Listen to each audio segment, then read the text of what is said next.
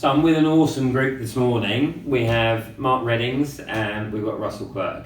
But actually, I think the most significant person around the table this morning is Claire Reddings. So we just haven't had a chance to have we certainly haven't done this publicly and shared some views. And I really we've been having some great debate this morning in hearing your perspective. Now we're in Brentwood in your new gorgeous, I have to say, really gorgeous market centre. What a lovely place. Thank you very much. Pulled myself away from the pool table and the table football to come in here and actually do some proper work. But I wanted you to share some of your perspectives, Claire, because I think it's really valuable. People hear me banging on about what we're doing and Russell, not the most quiet of individuals out there, is he either? So I wanted to look. We've launched here, not officially launching until January. January official launch, but we've got some agents in production already. You already do. Yeah. How many agents have joined so far? 5. You've got 5 already, but we've kind of literally just got started, haven't we, in the last week or so? Just started, but to be fair, that's actually people that have signed in. We're probably at a count of about 10 or 11 agents that are actually coming through. So, tell me why do you think it's important, Claire, that an agent finds out about it? So that's one of the things I think really interesting, because we're not coming from a perspective of everyone should do this, are we? Because of course not. definitely it isn't for everyone. No. But for the right ones, why is it right for certain people? What does it do for certain people from your perspective? And how are you matching that up? How are you finding that in your conversations with people? Well, from my point of view, in no matter whether it's online or whether it's high street, the person that gets lost in the middle of all this is actually the client. So obviously the customer that wants to sell their home is not getting the best possible service, regardless of how good you are at your job. There's so many people out there that want to give that service, but obviously on the high street, earning 5-10% of the fee, they need to list as many properties as they possibly can. They need to sell as many as they can in order to make ends meet. That's just how the model works. The agent's share of the fee. Yeah, exactly.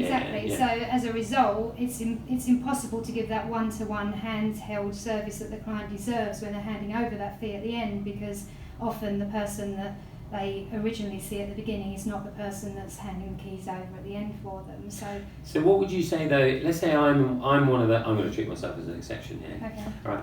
So let's say I am one of those agents that I do give away 95% of my fee because I work for somebody else. Because let's face it, there's plenty of those that are doing it. But I'm properly good at it. Yeah. I'm actually really good at this. What would you say to me? Why should I come and do this? Because I am delivering that experience to the customer. So why should I come here? Because you need to be the master of your own destiny, surely. If it's all about customer service for you and delivering an exceptional service to the client, then you need to be able to earn a good chunk of that fee so that you don't have to list so many properties. And if you are brilliant at your job, then why aren't you having a majority of the fee? That's how it should be. That's right.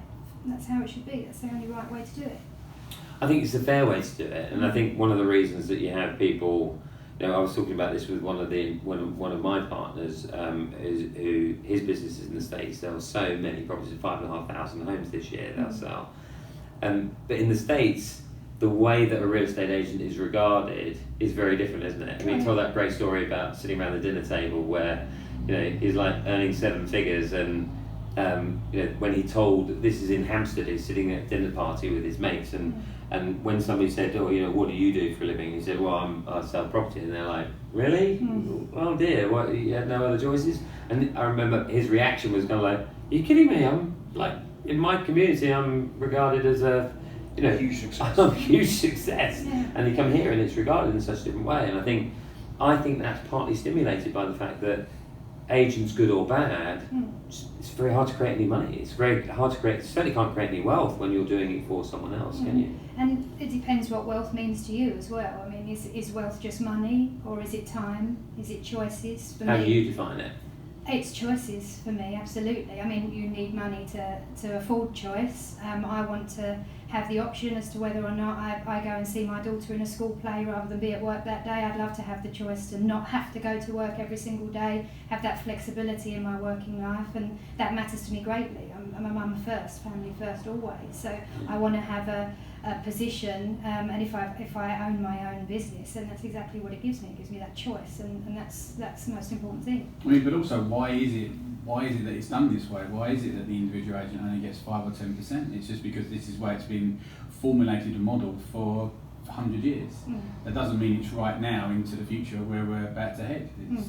That's the bit I don't understand as to why it is the way it is. It's the only way. It's not the future. It's not done this way in the States, and it's not done this way in other sectors within the UK. It's the constraints of a branch-based model, yeah. where basically the agent doesn't take much money.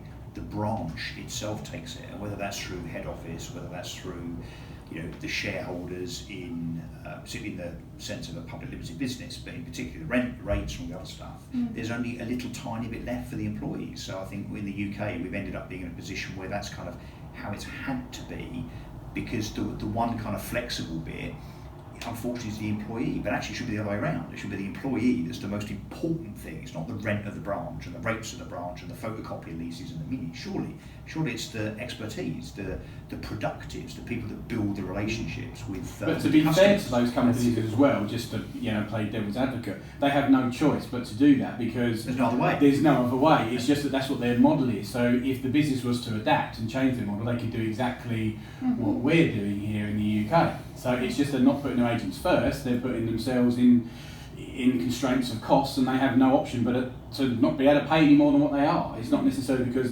that's what they want to do, they have absolutely no choice but to do it. I think it's fascinating as well that if you look, we've been cultivated in the UK to think it's about brand and not personal brand. Absolutely. And the reality is, if I take this person out of this office in this particular company, and I move them into this office in the same town, that performance goes down, and that performance goes up. Because people buy And from that's irrespective of the brand that was above the door. Absolutely, yeah. So what I love about what we're doing is to say, look, we recognise that. Let's give you all the tools, the systems, the support, the resources you need to be that, to be that in a safe fashion, and then you keep the majority of your revenue, so you can actually own your own business and kind of live the life as you're referring to. So you get choices. And we can as a market centre, we can only be successful if our agents are. So all of our efforts go into the people to help them to have the life that they want. And everybody's got a different view on what that goal is and what they want to achieve from this. We've got people that are looking to join us to do it a couple of days a week to work around their families because they don't want the constraints of working 9 to 5 and being restricted. They want that flexibility. And then there's people that want to go at this 6-7 days a week and build an empire. And as long as we understand what that goal is and what their aim is, then we can help them and stay alongside them to make sure that they achieve it. And then we make a new goal. So yeah, I love that. So this is our 2-minute video, but as you can imagine, it's just in like this. Yes. Yeah. But the thing is, this guys, it's really important. It's really, and the people that want to, they'll tune off when they want to tune off. You don't have to sit and watch the whole thing, do you? But I do think these things are really important, and that slowly but surely now, this message is maybe not even that slowly anymore. This message is getting out.